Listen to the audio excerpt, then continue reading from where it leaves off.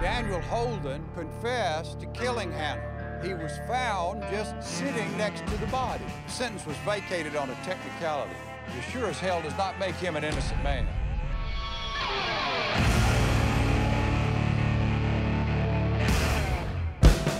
Rectify is about how one character, one incident can completely transform the lives of a number of people, including a small town.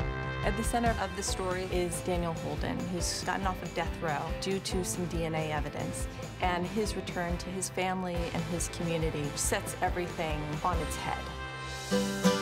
I tried to imagine what that would be like for Daniel, who has been in a box for 20 years, to be suddenly let out without any decompression chamber, without any transition, and suddenly, wow. I can't quite get a handle on the concept of time yet. There have been moments here today where I feel like I'm still in high school. We have to consider whether or not Daniel is, in fact, guilty. And if he is, at what lengths will he go to perhaps clear his name and rectify himself with the relationships around him? Do you think I could ever make it out here, really? Of course you can, and you will. Amantha's entire life has been colored by her brother's exile. She really has a sordid relationship with her hometown because the community turned their back on them.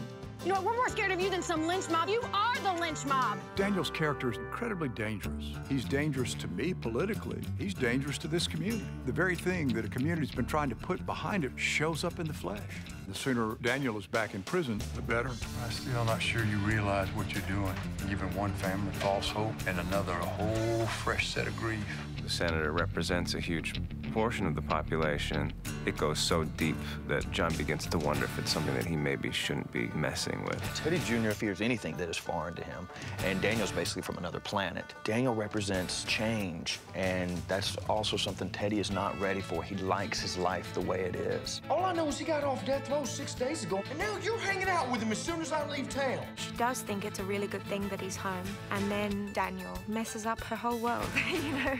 We're taking emotional risks and storytelling risks, and I think to the credit of everybody involved, especially the actors, they were able to pull those off. Is your brother moving back here? I don't know. Pauley, Georgia, which is a fictional town in Georgia. It's definitely a character in our story. There's a lot of white picket fences and sunny pecan trees that you find in small towns in the South. You're incredibly famous in a small town because everybody knows each other's business. It represents a bubble. There is no hiding in a town like this. Polly's more than an environment. It is the personality. It's the bloodstream in which this story moves. And so it pressurizes the conflicts of these events for these people.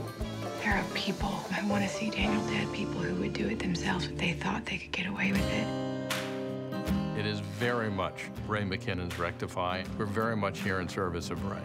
My favorite stories have to do with families because the dynamics of families are so interesting to me personally. Stop living your life for me, Amantha. I never asked you to, ever.